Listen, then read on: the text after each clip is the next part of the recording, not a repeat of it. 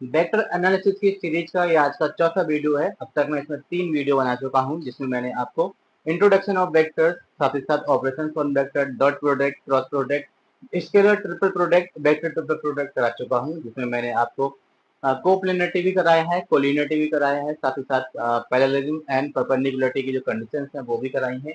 Projection of a vector और another vector भी कराया हुआ है, सेक्शन फार्मूला भी कराया हुआ है, और आपके वेक्टर ऑपरेशन जैसे कि addition, subtraction and multiplication by scalar भी कराया हुआ है। अगर आपने नहीं देखा है तो जाकर जरूर देखिएगा, क्योंकि मैंने उसमें बहुत सारी शॉर्ट ट्रिक्स जो कि पिछले एग्जाम में आए हुए हैं बहुत सारी इंक्लूड की हुई है। तो आज के इस वीडियो में मैं आपको डॉट प्रोडक्ट और क्रॉस प्रोडक्ट के एप्लीकेशंस कराऊंगा, साथ ही साथ बहुत सारे शॉर्ट ट्रिक्स और शॉर्ट स्टेटमेंट जो कि आपके लगातार आते हुए आए हैं पिछले एग्जाम में, उनको भी इस वीडियो में इंक्लूड करूंगा। तो नमस्कार साथियों, मैं Surendra Kumar focus maths classes के ऑनलाइन लर्निंग प्लेटफॉर्म पे आप सभी का हार्दिक स्वागत करता हूं, और आशा करता हूं आप सब लोग खुश होंगे, स्वस्थ होंगे और अपनी लाइफ में अच्छा कर रहे होंगे। तो चलिए शुरू करते हैं वेक्टर एनालिसिस की रोचक यात्रा को, जहां पर हर एक एरो न केवल एक वेक्टर की दिशा को बताता है, बल्कि एक नई दिशा में सोचने के लिए प्रेरित करता है। तो हमें सबसे पहले इस टॉपिक पे पढ़ना है वेक्टर। वेक्टर का जो टॉपिक है इसमें पढ़ना है हमको क्या चीज, वर्क डन। देखिए क्या है लिखा हुआ, कह रहे हैं let a body is displaced by a force F from the point A, जिसका पोजीशन वेक्टर वेक्टर ए है, टू द पॉइंट बी, जिसका पोजीशन वेक्टर वेक्टर बी है। कह रहे हैं find the work done by the force displace the body from the point A to B. इसका मतलब ये है कि आपसे ये पूछ रहे हैं कि ये कोई ऑब्जेक्ट है जो आपके सामने रखा हुआ है। इस ऑब्जेक्ट इस बॉडी को मैं पॉइंट ए से, अगर इस पॉइंट को पॉइंट ए कह दूं, इस पॉइंट को पॉइंट बी कह दूं, तो ए से लेके बी तक लेके जाना है, डिस्प्लेस कराना है। तो मुझे कितना कार्य करना पड़ेगा वो पता करना है। तो सबसे पहले मैं डिस्प्लेसमेंट की बात करता हूँ। डिस्प्लेसमेंट क्या होता है? डिस्प्लेसमेंट को अगर मैं डी से रिप्रेजेंट कर दूं, और डी डिस्प्लेसमेंट जो है वो आपकी क्या होती है, एक वेक्टर क्वांटिटी होती है। ठीक है, डिस्प्लेसमेंट आपकी एक वेक्टर क्वांटिटी होती है। तो ये क्या होगा, ये होगा आपका एंड पॉइंट। ठीक है, and point minus start point. ठीक है, ये होता है आपका डिस्प्लेसमेंट, मतलब अंतिम अवस्था माइनस प्रारंभिक अवस्था। तो अंतिम क्या होगी, अंतिम होगी आपकी ओ बी माइनस ओ ए प्रारंभिक हो जाएगी। अगर मैं इसको डी से रिप्रेजेंट कर दूं तो ये हो गया आपका डिस्प्लेसमेंट। आई थिंक आपको ये चीज तो समझ में आ ही चुकी होगी। ठीक है, ये चीज आपको समझ में आ चुकी होगी।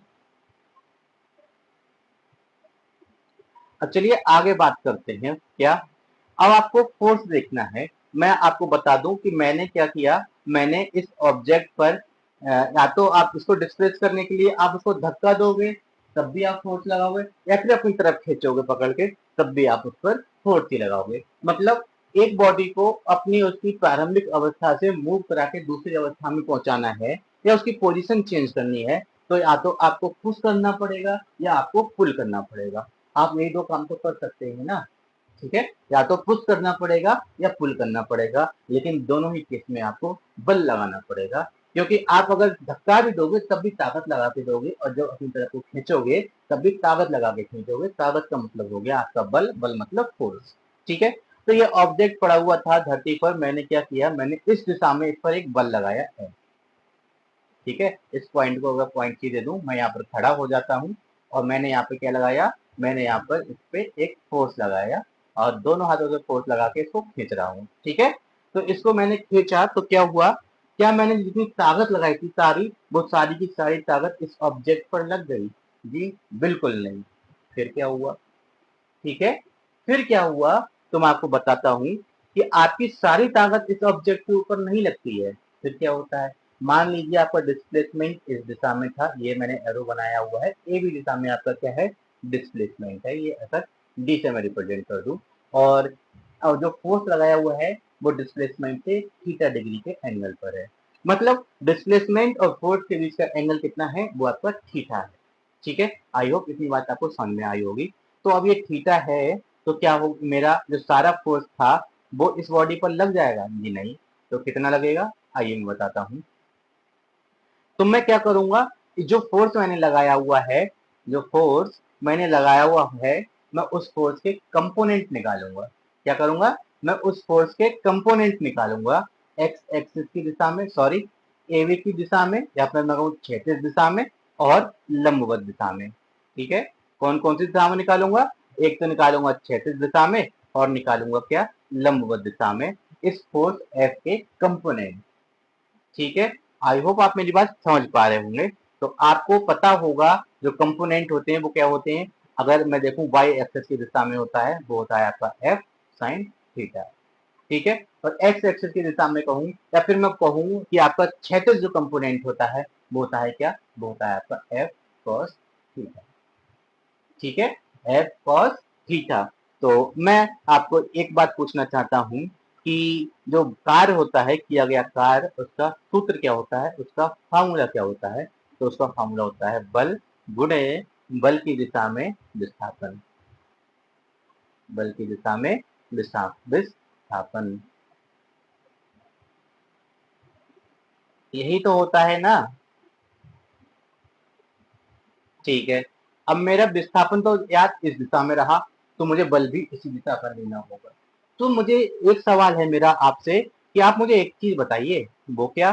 क्या मेरा बल एफ जो था वो पूरा का पूरा इधरी दिशा में लगेगा? नहीं, इधर दिशा में तो एफ कॉस थीटा लगेगा, वर्टिकल एफ साइन थीटा लगेगा, और टोटल क्या था मेरा? टोटल एफ था। तो बल की जगह पे क्या लिख दूंगा? बल की जगह पे मैं लिख दूंगा F cos theta.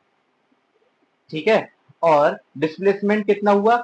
F cos theta बल लगने से, या फिर मैं कहूँ एफ फोर्स का क्षैतिज कंपोनेंट एफ कॉस थीटा के लगने से जो मेरी बॉडी थी, बॉडी पॉइंट ए से लेके पॉइंट बी तक डिस्प्लेस हो गई, मतलब उसने डी डिस्टेंस कवर की। ठीक है, उसने डी डिस्टेंस कवर की, तो मैं उसको यहाँ पर विस्थापन को यहाँ पर डी लिख दूंगा। थोड़ा सा अगर मैं सही से लिख दूं तो मुझे क्या मिला? मुझे मिला एफ डी कॉस थीटा।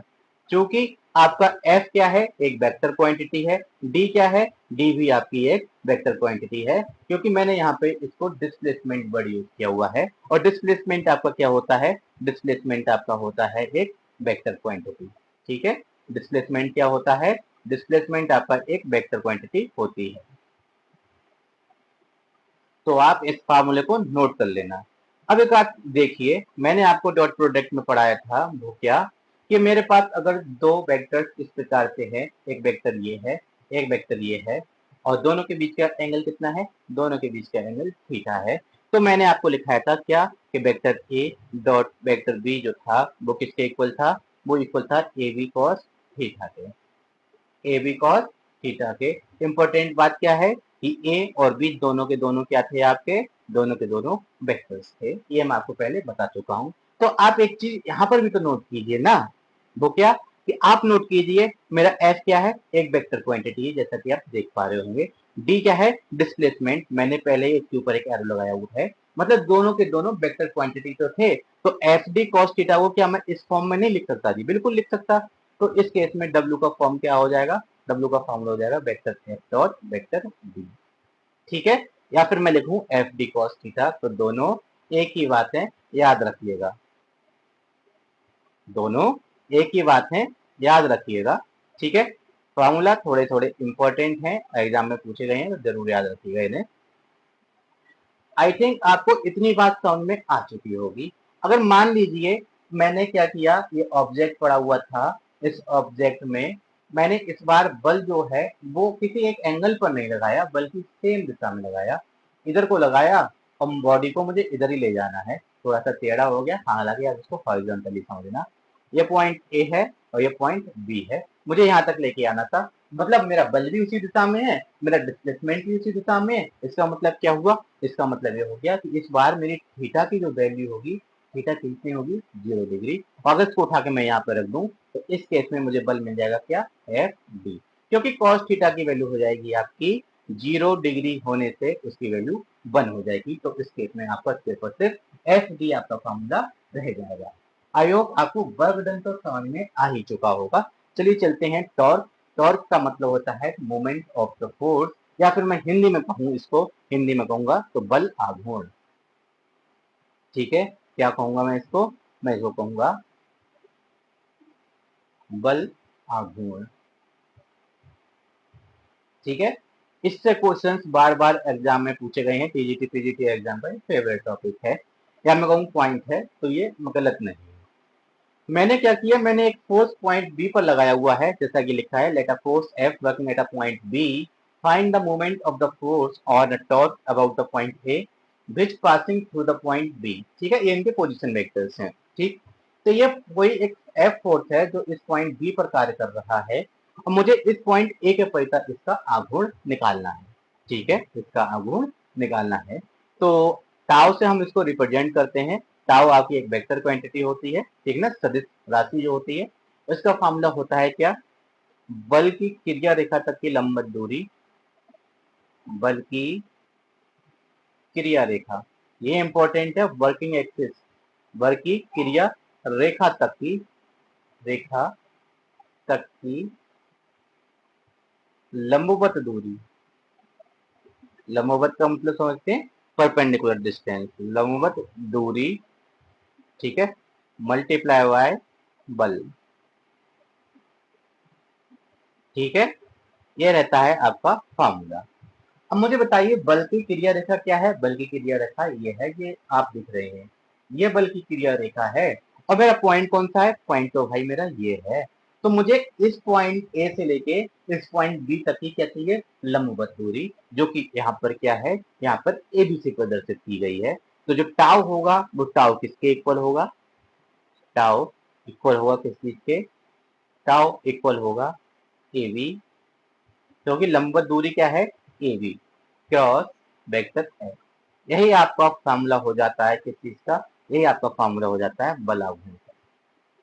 ठीक है, ये आपको याद रखना है। चाहो तो आप हिंदी वाला भूल सकते हो, लेकिन आप इसको याद रखिएगा। और इसको याद भी इस प्रकार से नहीं रखिएगा कि ए बी क्रॉस एफ था, नहीं, मैं बताता हूँ आपको याद कैसे रखना है। यहाँ पर दो चीजें होती हैं, एक तो ये होता है पासिंग थ्रू पॉइंट, ये पॉइंट है पासिंग थ्रू, एक जगह लिखा हुआ होगा अबाउट द पॉइंट। तो आपको कुछ नहीं करना है, आपको बस इतना करना कि जो अबाउट वाला पॉइंट होता है ना, उसको आप पकड़ लो।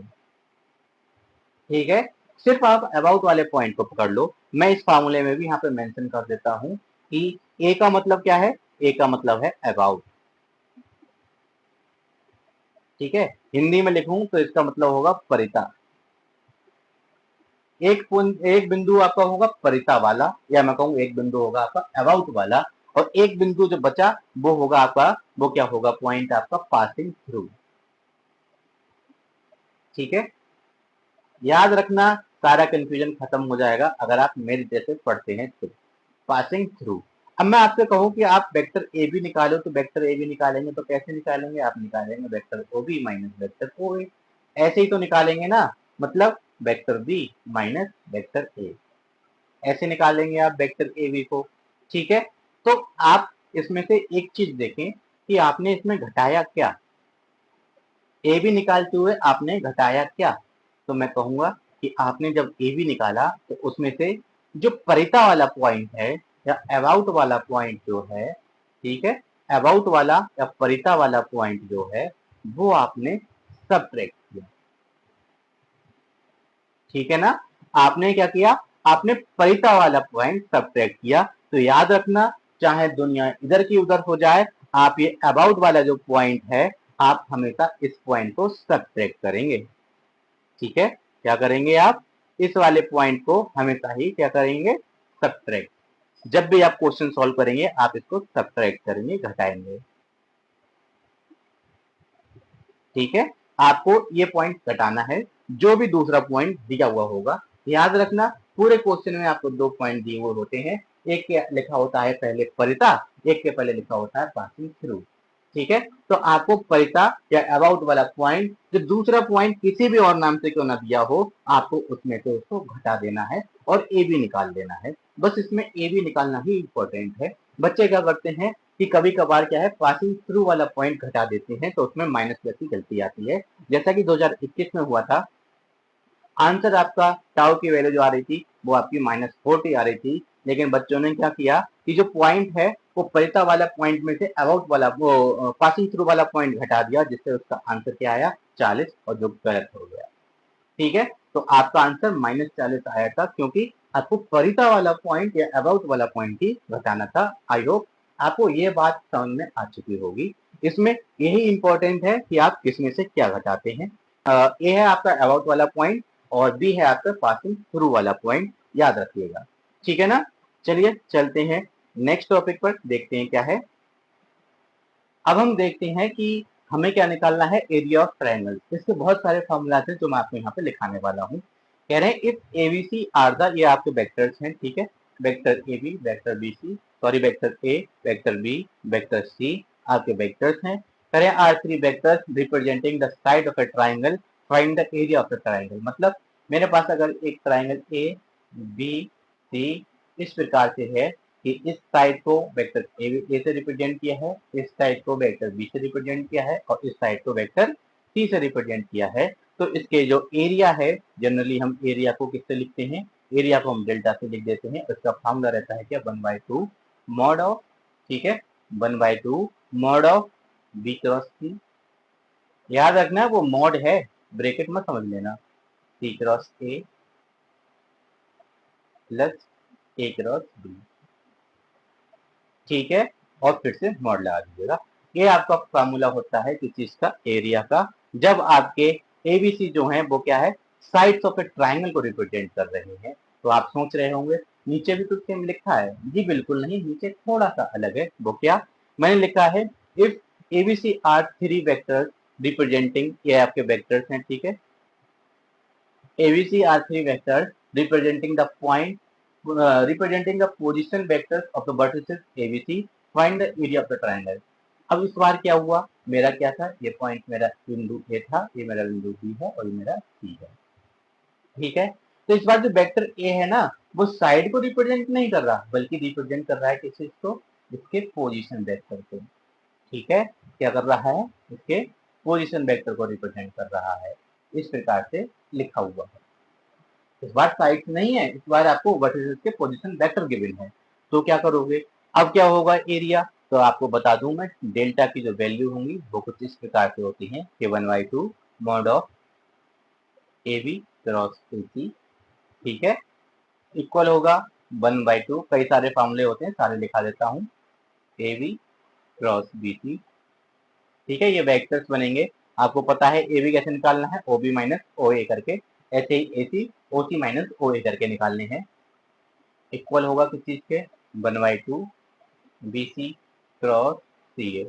मतलब आपको कोई सी भी दो साइड्स लेके उनका क्रॉस प्रोडक्ट कर लेना है, दैट इट, ठीक है, सी ए क्रॉस ए। आई होप आपको मेरी इतनी सी बात समझ में आई हो। क्या करना है आपको, आपको सिर्फ दो साइड्स ले लेनी है, आपकी मर्जी कोई सी दो साइड्स ले लो और उनका क्रॉस प्रोडक्ट करके मैग्नीट्यूड निकाल के आधा कर लो और आपका काम हो जाएगा। आपको क्या मिल गया, एरिया ऑफ ट्राइंगल आपको मिल गया। आई होप इतनी बात समझ में आ चुकी है। तो चलते हैं नेक्स्ट, देखते हैं क्या है। अब मैं आपको ट्राइंगल से रिलेटेड कुछ और इंपॉर्टेंट टर्म्स एंड कंडीशंस बताना चाहता हूँ जो कि काफी इंपॉर्टेंट है। जैसे कि, तो जैसा कि आप देख पा रहे हैं, मैंने आपके सामने एक ट्राइंगल लिया हुआ है एबीसी। तो मैं कहता हूँ क्या, अगर vector A comma vector B comma vector C represent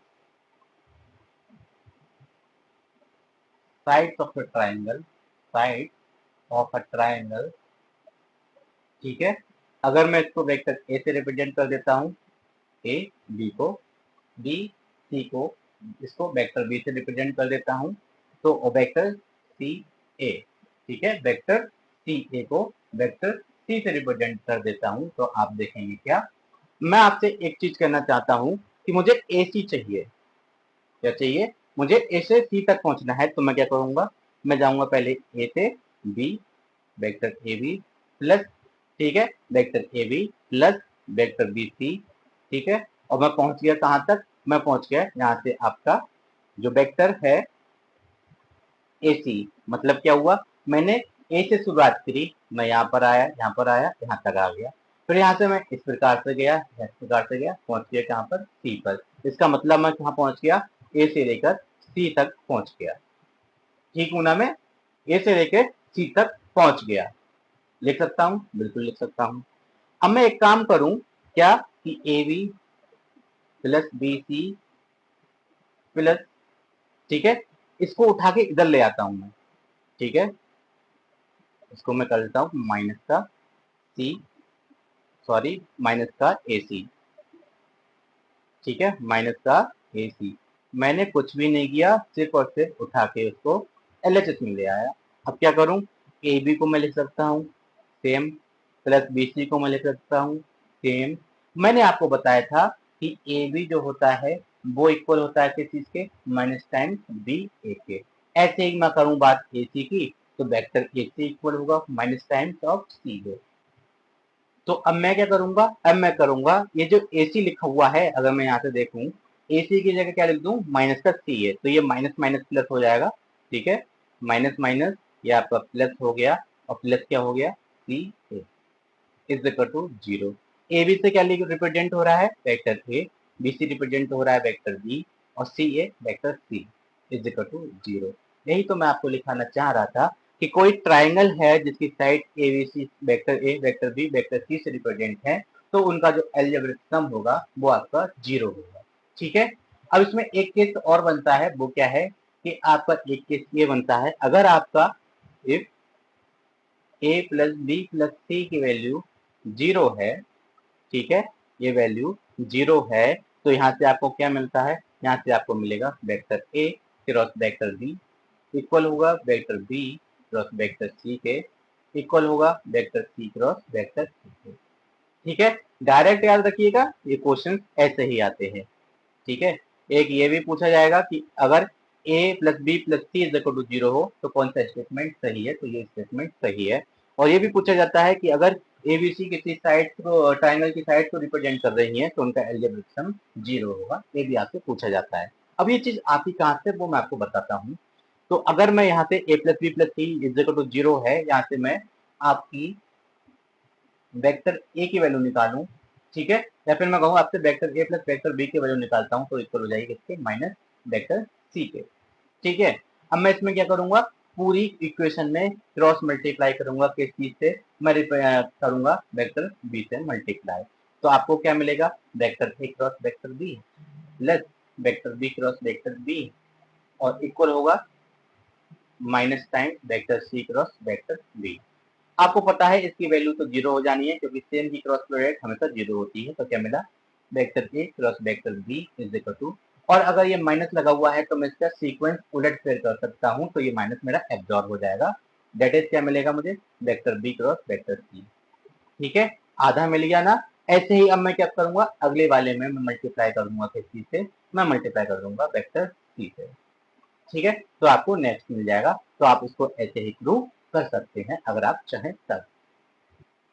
आपको मैं जो चीजें भी करा रहा हूँ सारी की सारी इंपॉर्टेंट है और आई हुई है, ध्यान रखिएगा। ठीक है, तो आप एक चीज नोट करें कि ये फॉर्मूला के साथ साथ कुछ और ट्रिक्स भी हैं, जो चीजें आती हैं नोट करते रहिएगा। अब मैं बात करता हूँ सेंट्रॉइड और सेंटर ऑफ ग्रेविटी, दोनों एक ही बात है। और ट्राइंगल, मैंने एक ट्राइंगल एबीसी को यहाँ पे डिस्क्राइब करके रखा हुआ है, ए बी सी। ठीक है, ये क्या है, इसके वर्टिसेस हैं, इनके जो मिड पॉइंट हैं, ये क्या चीज है आपके, मिड पॉइंट। इसको मैं डी कह देता हूँ, ये भी मिड पॉइंट है, इसको मैं ई कह देता हूँ, ये भी मिड पॉइंट है, इसको मैं एफ कह देता हूँ। तो इस प्रकार से मुझे क्या मिला, ए बी मेरा, सॉरी ए डी मेरा क्या हो गया, ए डी मेरा हो गया मीडियन, बी ई क्या हो गया मीडियन, सी ई क्या हो गया मीडियन। एक ट्राइंगल में कितने मीडियन हो सकते हैं, आपके 3 मीडियन हो सकते हैं एक ट्राइंगल में। ठीक है, तो सेंट्रॉइड क्या होता है, सेंट्रॉइड या सेंटर ऑफ ग्रेविटी जो होता है वो इक्वल होता है किसी के, ये होता है इंटरसेक्टिंग पॉइंट।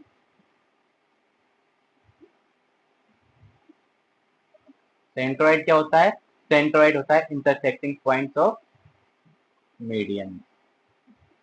ठीक है, मीडियंस का इंटरसेक्टिंग पॉइंट्स होता है, और इसको रिप्रेजेंट करते हैं किस चीज से, इसको रिप्रेजेंट करते हैं जी से या सी से, दोनों से रिप्रेजेंट कर लेते हैं। तो ये पॉइंट जो होगा वो मेरा क्या हो जाएगा, ये पॉइंट मेरा हो जाएगा जी। ठीक है, सेंटर ऑफ ग्रेविटी या सेंट्रॉइड। ठीक, तो जो मेरा जी है, जी का पोजीशन वेक्टर मैं निकालूं, वेक्टर ओ जी जो होगा वो इक्वल होता है किस चीज के, वो इक्वल होता है O A plus O B plus O C. मतलब जो वर्टेक्स हैं, वर्टेक्स के पोजीशन वेक्टर का सम इज डिवाइडेड बाय 3। ठीक है, याद रखिएगा, सेंट्रॉइड ऑफ ए ट्राइंगल का ये फॉर्मूला रहता है, और ये आता कैसे है, ये आता है सेक्शन फॉर्मूला का यूज करके। ठीक है, मैं आपको इसको आगे सॉल्व करके दिखा दूंगा। अब ये आपका सेंट्रॉइड मिल गया, अब ये पॉइंट जी मिल गया, अब इसमें इंपॉर्टेंट स्टेटमेंट जो आपसे पूछे जाते हैं वो कुछ इस प्रकार से हैं कि आपका ये सेंट्रोइड जी है ना, तो पहला स्टेटमेंट तो आपका ये पूछा जाता है कि एल्जेब्रिक सम जो है, एल्जेब्रिक सम ऑफ मीडियंस, याद रखिएगा ये स्टेटमेंट इज जीरो। ये हमेशा जीरो होता है। कहने का मतलब क्या हुआ? कहने का मतलब ये है कि AD plus BE plus C F, ठीक है, सी एफ इक्वल हुआ किस चीज के? जीरो वेक्टर या फिर जीरो, आपकी मर्जी, जो चाहे वो लगा सकते हैं। एक स्टेटमेंट ये एग्जाम में बार बार पूछा जाता है। दूसरा क्या है? दूसरा आपका स्टेटमेंट होगा वो कुछ इस प्रकार से है कि ये जी है, जी से लेके ए तक का जो सम है, ठीक है, वेक्टर जी ए प्लस जी बी, मतलब जी से तीनों वर्टिसेस की तरफ को जो डिस्टेंस है उसका सम पूछा हुआ है, वो भी आपका जीरो होता है, याद रखिएगा, ठीक है। और एक और भी स्टेटमेंट है, वो क्या है बताता हूं। अब तक हम कहाँ तक गए थे? अब तक हम गए थे आपके जी से वर्टेक्स की तरफ। अब क्या करेंगे? हम जाएंगे जी से जो मीडियन है उसका जो आगे का पार्ट है, बाकी जी से डी तक का पार्ट, उनका सम भी जीरो होता है। कहने का मतलब क्या हुआ कि जी डी, जी ए तक का सम प्लस जी बी का सम प्लस जी सी का सम जो है वो तो जीरो था ही, जो बचा वो भी जीरो होता है। कैसे? जी डी प्लस जी ई प्लस जी एफ, इसकी वैल्यू भी क्या होती है? इसकी वैल्यू भी जीरो होती है। ठीक है, आई होप आप समझ पा रहे हो। और ये ऐसा नहीं है कि मैं अपनी तरफ से करा रहा हूँ। एक बार आप प्रीवियस से पेपर उठा के देखिए, क्वेश्चन इन्हीं से छपे हुए मिलेंगे। जो कंटेंट मैं आपको करा रहा हूँ ना 5 वीडियो में, मेरा वेक्टर एनालिसिस के कॉन्सेप्ट खत्म होंगे। और ऐसे कॉन्सेप्ट हैं, यकीन मानिए अगर एक क्वेश्चन भी बाहर चला जाए तो आप मुझसे कह सकते हैं कि सर आपका पढ़ाया हुआ नहीं आया।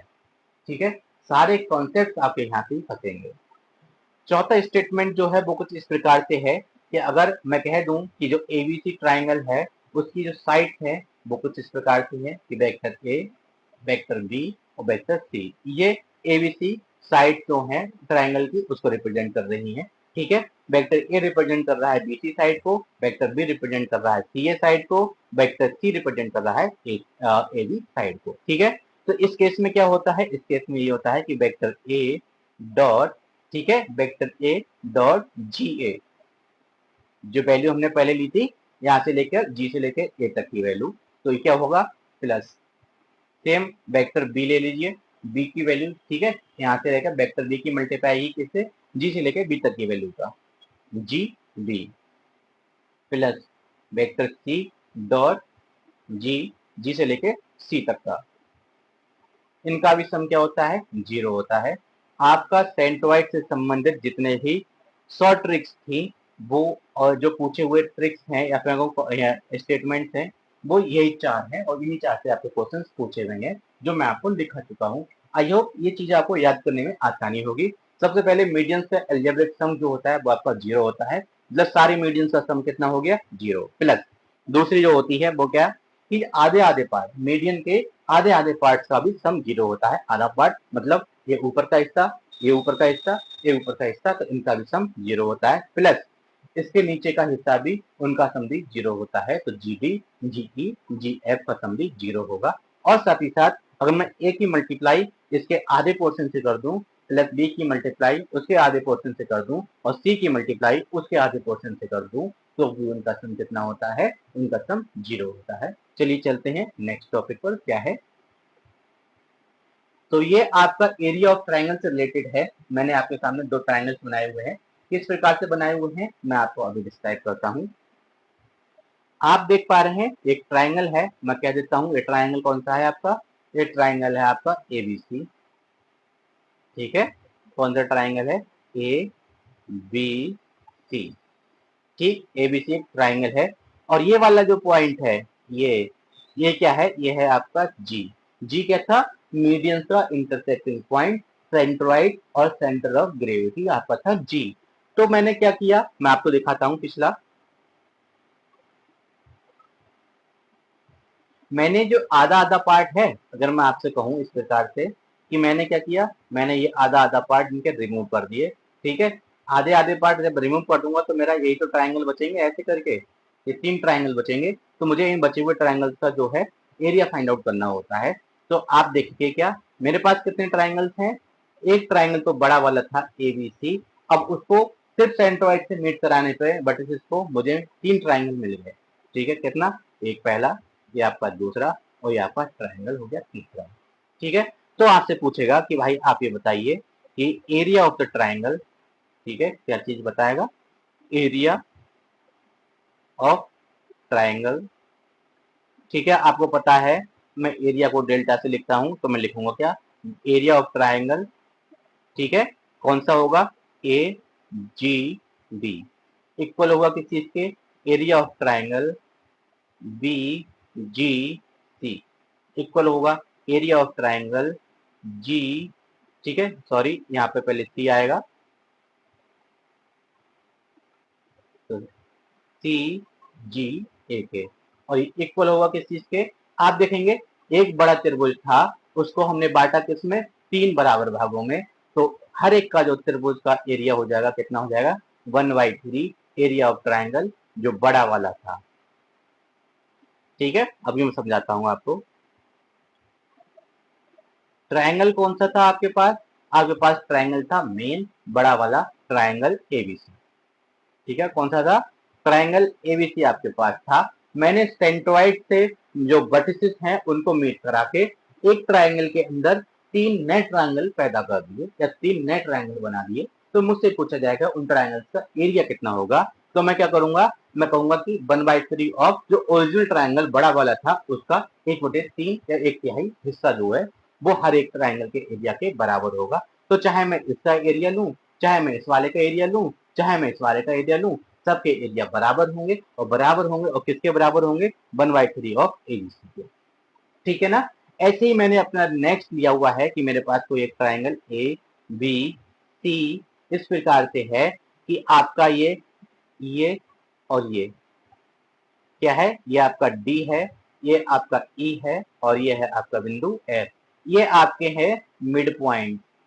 ठीक है, क्या है, ये आपके हैं मिड पॉइंट, याद रखिएगा मिड पॉइंट हैं, DEF आपके मिड पॉइंट हैं। तो इन मिड पॉइंट्स को मीट कराते हुए मैंने एक बड़े ट्राइंगल के अंदर एक छोटा सा ट्राइंगल बना दिया। ठीक है, फिर से रिपीट करता हूं, मेरे पास एक ट्राइंगल ABC था, बड़ा सा ट्राइंगल, मैंने उसके तीनों साइड से जो मिड पॉइंट थे उन मिड पॉइंट को मीट कराते हुए एक नया ट्राइंगल बना दिया। इस प्रकार मेरे एक ट्राइंगल के अंदर कितने ट्राइंगल फॉर्म हो गए, अभी बताता हूं मैं आपको। ये हो गया आपका एक, ये हो गया आपका दो, ये हो गया आपका तीन, और ये हो गया आपका चार। तो इस प्रकार 4 ट्राइंगल आपके नए फॉर्म हो जाते हैं। तो यहाँ से आपका क्वेश्चन बनता है कि area of the triangle, triangle ADF equal होगा area of the triangle BDE equal होगा area of triangle CEF equal होगा area of the triangle DEF, और इक्वल होगा किस चीज के, ये सब इक्वल होंगे 1/4 ऑफ जो बड़ा वाला ट्राइंगल था उसके। ठीक है, क्योंकि अब इस बार मैंने जो बड़ा वाला ट्राइंगल था उसको 3 नहीं बल्कि 4 बराबर भागों में बांटा है। तो जाहिर सी बात है हर किसी का जो हिस्सा होगा वो उसका एक चौथाई करके हर किसी का एरिया होगा। तो ये टोटल एरिया जो है उसको 4 बराबर भागों में बांटा गया है, और जब 4 बराबर भागों में बांटेंगे तो 1/4 तो आएगा ही आएगा। पहले मैंने 3 बराबर भागों में बांटा था तो 1/3 आया था, इस बार मैंने 4 बराबर भागों में बांटा है तो 1/4 आया है। आई होप आप बात को समझ पाए होंगे। चलिए चलते हैं, नेक्स्ट क्या है, हम एक इंपॉर्टेंट पॉइंट, ठीक है, इसको थोड़ा सा समझने की कोशिश कीजिएगा।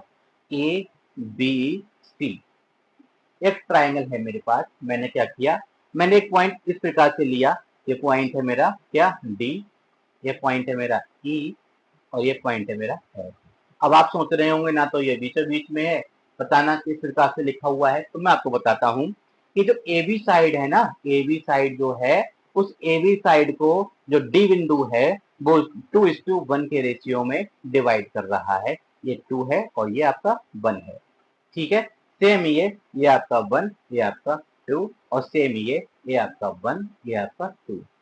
ठीक है, तो इस प्रकार की जो मिड पॉइंट्स ना हो गए डी ई एफ जो है एक ऐसे पॉइंट हैं तो हर एक साइड को 2:2 या 2:1 के रेशियो में डिवाइड कर रहे हैं, ये सवाल इक्वल नहीं है। इस केस में क्या होगा, इस केस में मैं आपको बताता हूँ। जब भी आपको इस प्रकार की कोई चीज लिखी हुई मिल जाए तो समझ लेना कि आपसे पूछा होगा, आपसे इस वाले ट्रायंगल का एरिया पूछा हुआ होगा। ठीक है, इस वाले ट्रायंगल का एरिया पूछा हुआ होगा। तो ये शेडेड पोर्शन जो आपको दिख रहा है, मुझे सिर्फ इसी का ही एरिया फाइंड आउट करना है। तो मैं लिखूंगा क्या, मैं लिखूंगा ये area of the triangle D E F equal होगा किस चीज के, 2 और प्लस कितना है 1, कितना हो गया 3, तो 1/3 ऑफ ट्रायंगल एबीसी। जो बड़ा वाला ट्रायंगल है उसका 1/3 ही होगा, क्योंकि ये डिवाइड कर रहा है 2:1 के रेशियो में। अगर मैं सम करता हूं तो मैं पाता हूं कितना, टोटल 3 है। 3 को पूरा जो है मेरा 3 है, 2:1 के रेशियो में उसको डिवाइड कर दिया है। तो मैं डी ई एफ का जो निकालूंगा वो हो जाएगा मेरा 1/3 of triangle ABC. I hope आप समझ पाए हैं। ठीक है, ऐसे ही आप पीछे देख सकते हैं। सबसे पहले क्या था, सबसे पहले एक सेंट्रोइड था, सेंट्रोइड से अगर मीट करा रहा हूँ तब 3 बराबर ट्राइंगल बने हैं, बड़े वाले ट्राइंगल का 1/3 हो जाएगा। फिर मैं मिड पॉइंट को मीट करा रहा हूँ, मिड पॉइंट को मीट कराने से क्या होगा, मेरा 1/4 बन जाएगा, क्योंकि 4 बराबर ट्राइंगल फॉर्म हो जाएंगे। और अगली बार में जब मैं डी ई एफ कुछ इस प्रकार से लेता हूँ कि वो A B B C C A side को 2:1 के रेशियो में डिवाइड कर रहे हो, इस केस में भी 2 + 1 मतलब 3, 1/3 ऑफ ट्राइंगल एबीसी हो जाएगा। आई होप आप समझ पाए हो। ऐसा याद कर लेना इनको कि आप ये टिप्स पर हो, क्योंकि ये इंपॉर्टेंट है। चलिए देखते हैं नेक्स्ट क्या है। फिर से मेरे पास एक ट्राइंगल है, मैं इसको ट्राइंगल ए बी सी कह देता हूँ, और इस पॉइंट को मैं डी और इस पॉइंट को मैं ई कह देता हूँ। ठीक है, और डी और ई फिर से मैं बता दूं, डी और ई जो है वो क्या है, वो मेरे मिड पॉइंट हैं, mid point of the side, mid point of side A B and A C. ठीक है, जो ए बी और ए सी साइड हैं उसके क्या है, मिड पॉइंट है, कौन, डी ई। ठीक है, अब इस केस में क्या होता है, तो ये इस केस में जो वेक्टर डी ई होगा उसकी जो वैल्यू होती है वो इक्वल होती है किस चीज के, 1/2 ऑफ बी सी। क्योंकि डीई बना कैसे, डीई बना ए बी और ए सी के मिड पॉइंट को जोड़ने से। तो मिड पॉइंट को जोड़ने से बना, तो जाहिर सी बात है आधा आधा होगा, आधा आधा होगा तो सामने वाली साइड के आधे के इक्वल हो जाएगा। ठीक है, हालांकि इनको प्रूव कर सकते हैं, लेकिन मैं सिर्फ और सिर्फ आपको याद करने का तरीका बता रहा हूँ। चलिए बात करते हैं हम अगला, नेक्स्ट क्या है। इसमें एक कंडीशन है इस प्रकार से कि अगर मैं वेक्टर बीई को, ठीक है, वेक्टर बीई को डी सी में जोड़ दूं, ठीक है, तो इसकी वैल्यू आती है 3/2 बी सी। आप चाहो तो इसको करके देख सकते हो। कैसे, आप गए क्या, बी से गए पहले ई तक, ओके, फिर ये वाला रास्ता आपने छोड़ दिया, ऐसे ही ट्रेवल किया, उसके बाद बी से सी तक आ गए, तो इसकी वैल्यू 3/2 बी सी होगी। आप चाहो तो इसको उल्टा कर सकते हो कि पहले आप सी से लेके डी तक गए, ठीक है, डी ई रास्ता आपने छोड़ दिया, फिर ई से लेके बी तक आ गए, तब भी उसकी वैल्यू क्या होगी, उसकी वैल्यू 3/2 बी सी के इक्वल होगी। ये ट्रायंगल से रिलेटेड जितना भी वेक्टर एनालिसिस में पूछा जाया करता था वो सारा का सारा मैं आपको दिखा चुका हूँ, आप समझ गए होंगे, ऐसी मैं आपसे उम्मीद करता हूँ। चलिए चलते हैं नेक्स्ट, देखते हैं क्या है। कह रहे हैं area of a rectangle, vector में एरिया ऑफ अ रेक्टेंगल कैसे फाइंड आउट करते हैं, चलिए देखते हैं। तो मान लेता हूँ, कह रहे हैं क्या, let vector A and vector B two vectors, ठीक है, representing two adjacent sides of a rectangle can find the area of rectangle. अब मेरे पास एक रेक्टेंगल ये है कि ए बी सी डी, जिसमें ये वाली साइड को वेक्टर ए के द्वारा प्रदर्शित किया गया है, इस वाली साइड को वेक्टर बी के द्वारा प्रदर्शित किया गया है। तो इस केस में जो एरिया है, यहाँ पे मैं लिखूं ट्राइंगल, एरिया ऑफ रेक्टेंगल को सिर्फ ट्राइंगल बना दिया है, मतलब ये डेल्टा जो मैं कहता हूँ आपसे, डेल्टा रिप्रेजेंट करता है किस चीज को, एरिया को, मैं एरिया ही लिख देता हूँ। इक्वल होगा vector A cross vector B, और लगा दीजिए क्या, लगा दीजिए मॉड। ठीक है, तो दोनों साइड का क्रॉस प्रोडक्ट लेके आप उसका मॉड लगा दीजिए, आपको वैल्यू मिल जाएगी, आपको एरिया मिल जाएगा। नेक्स्ट करें, let vector B and vector D be two vectors representing the diagonal of a rectangle, then find the area of the rectangle. अब इस केस में थोड़ा सा इन्होंने चेंज किया, क्या कि मेरे पास ए बी सी डी एक रेक्टेंगल था, ओके। इस बार मेरे पास साइड्स नहीं है, तो क्या है, मेरे पास है डायगोनल। ये वाला डायगोनल बी है और ये वाला डायगोनल डी है, ठीक है। दो डायगोनल मुझे दिए हुए हैं। इस केस में जो एरिया होगा वो एरिया किसके इक्वल होगा, 1/2 mod of vector B cross vector D. करना आपको क्रॉस प्रोडक्ट ही है, जो वेक्टर्स आपको दिए हुए हैं बस कभी उसको पूरा पूरा ले लेना है और तो कभी उसको आधा आधा। अगर डायगोनल्स दिए हुए हैं, डायगोनल्स होते हैं आपके पास दो, तो उसका आप आधा आधा कर दीजिए, तो दो का मतलब हो गया हाफ, तो आधा आधा करके आप लिख सकते हैं कि area is equal to 1/2 B cross D. I hope आपको एरिया ऑफ रेक्टेंगल समझ में आया होगा। चलिए चलते हैं नेक्स्ट टॉपिक पर। तो सेंट्रॉइड ऑफ अ रेक्टेंगल क्या होता है, आपने एरिया ऑफ रेक्टेंगल पढ़ा। मेरे पास क्या है, मेरे पास एक रेक्टेंगल है ए बी सी डी, ठीक है। क्या है, मेरे पास एक रेक्टेंगल है ए बी सी डी, ठीक है। इनके पोजीशन वेक्टर्स क्या हो जाएंगे, मैं अगर ओ के रेस्पेक्ट में बात करता हूँ, एक पॉइंट ओ है, ओ के रेस्पेक्ट में क्या होगा, तो ओ के रेस्पेक्ट में अगर मैं यहाँ पे एक बिंदु पीवी ले लेता हूँ, ठीक है, ये इसका सेंट्रॉइड है। सेंट्रॉइड क्या होता है आपको पता होना चाहिए, मैं बताता हूँ। सेंट्रॉइड, जैसा कि मैं आपको पहले भी बता चुका हूँ सेंट्रॉइड क्या था। इस केस में जो सेंट्रॉइड होता है वो होता है डायगोनल्स का इंटरसेक्टिंग पॉइंट।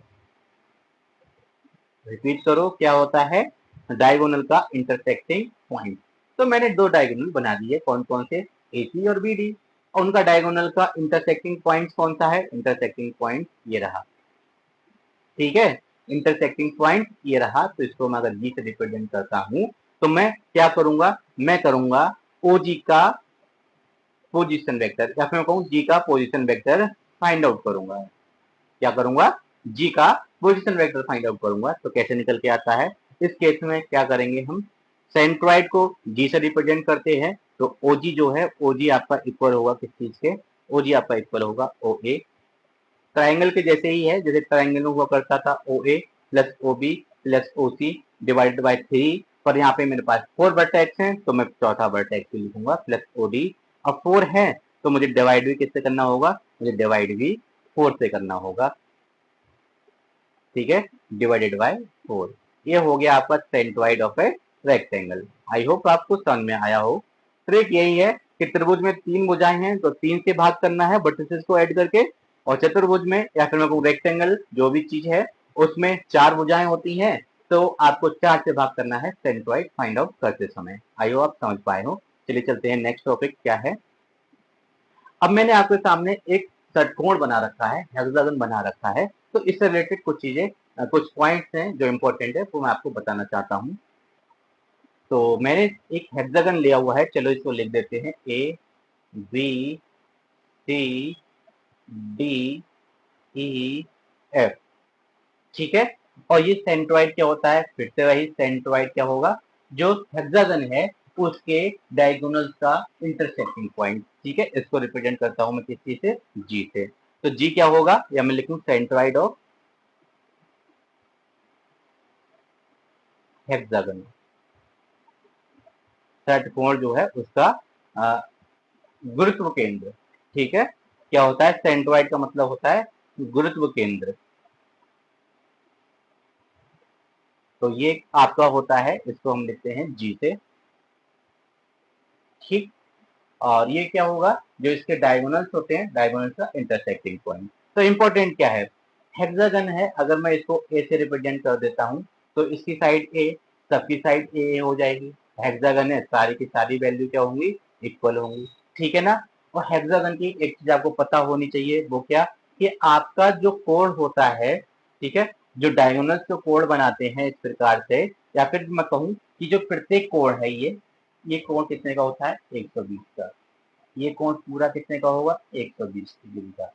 ऐसे ही ये सारे के सारे जो होंगे वो कितने के होंगे, 120 डिग्री के कोण होंगे, ठीक है ना। अगर मैं आपको चाहूं तो मैं आपको दिखा भी सकता हूं, एक सेकेंड।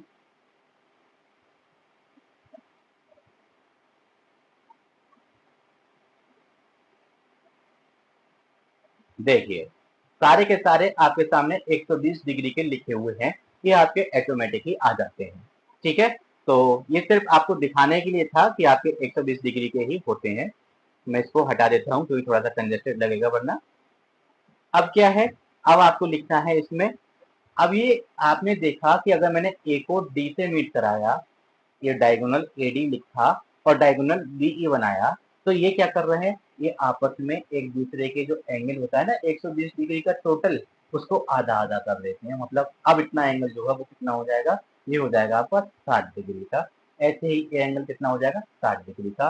कहने का क्या मतलब है, कहने का मतलब ये है, तो ये भी कितना हो जाएगा, 60 डिग्री का। कहने का मतलब ये है कि डायगोनल्स को मीट कराने से जो ट्राइंगल बनता है वो आपका समबाहु त्रिभुज होता है, इक्विलेटरल ट्राइंगल होता है। ठीक है ना। अगर मैं बात करता हूँ किस चीज की, ट्राइंगल ए बी जी की, तो ये कैसा होगा, ये आपका समबाहु त्रिभुज होगा। सारे एंगल कितने कितने के होंगे, आपके कितने के होंगे, ठीक है, ये होंगे आपके 60 के। याद रखिएगा कोई सा भी, अगर मैं इस एंगल की बात करूं 60, इसकी बात करूं 60, मतलब कोई सा भी ले लो, जो त्रिभुज बन रहे हैं जितने भी, सब के सब 60 के होंगे। तो जो प्रॉपर्टी होती है, पहली प्रॉपर्टी ये होती है कि आपका जो ए बी है वो इक्वल होगा किस चीज के, बी सी के इक्वल होगा सी के, इक्वल होगा एंड सो ऑन। सारी साइड इक्वल होती हैं। दूसरा क्या, ये अगर मैं इसको वेक्टर्स बना दूं, ए बी से गया सी, तो मैं एक चीज देखता हूँ कि मैं ए सी को क्या ऐसा नहीं लिख सकता कि ए बी, ए से गया बी, ठीक है, बी से गया मैं सी पे, मतलब पहुंच गया कहाँ, ए से सी तक। तो मैं ए सी को A B plus B C लिख सकता हूँ, A B plus B C is equal to A C. ठीक है, आई होप समझ पाए हो आप।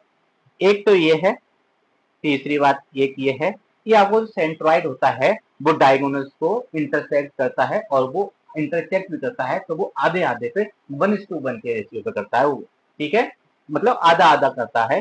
तो मैं इसको लिख सकता हूँ क्या, कि ए जी की जो वैल्यू है वो इक्वल होगी किस चीज के, ए डी के आधे के, और इक्वल होगी किस चीज के, ए बी के। मतलब कोई सी एक साइड जो है, ये वाली साइड इक्वल होगी किस चीज के, इसके, और ये टोटल कितनी हो जाएगी, 2 गुनी। तो मैंने वही लिखी है। ठीक है ना।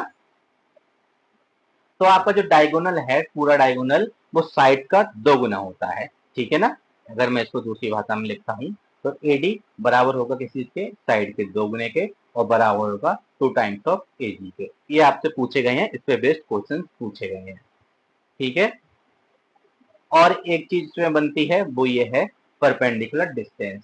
अगर मैं बात करता हूं, इसको मैं कह देता हूं आपको एफ जी, एच तक आ गया, एच कह देता हूं। तो मुझसे कहूं, मैं आपसे कहता हूं कि आप भाई डी एच फाइंड आउट करो।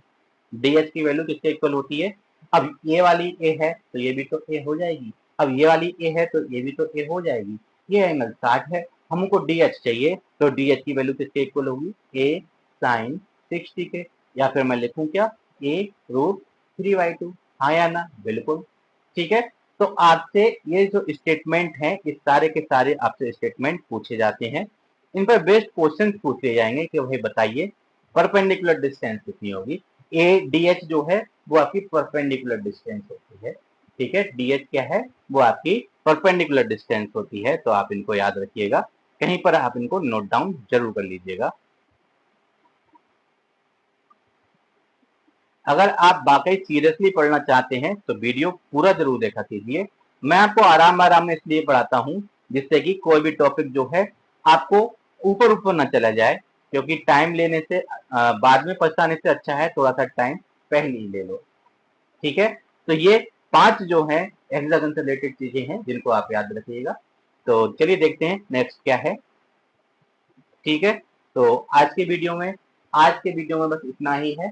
अगर आपको मेरा वीडियो अच्छा लगा हो तो वीडियो को लाइक जरूर कर दीजिएगा। कमेंट में आप अपनी प्रॉब्लम्स बता सकते हैं, साथ ही साथ नेक्स्ट टॉपिक क्या होगा वो भी आप मुझे सजेस्ट कर सकते हैं। और अगर वीडियो अच्छा लगा हो तो अपने फ्रेंड एंड फैमिली ग्रुप में शेयर जरूर कर दीजिएगा। साथ ही साथ चैनल को सब्सक्राइब करना ना भूलें। Thank you, thanks for watching, thanks a lot. जो ऐसे ही आप मेरे चैनल से जुड़े रहिए।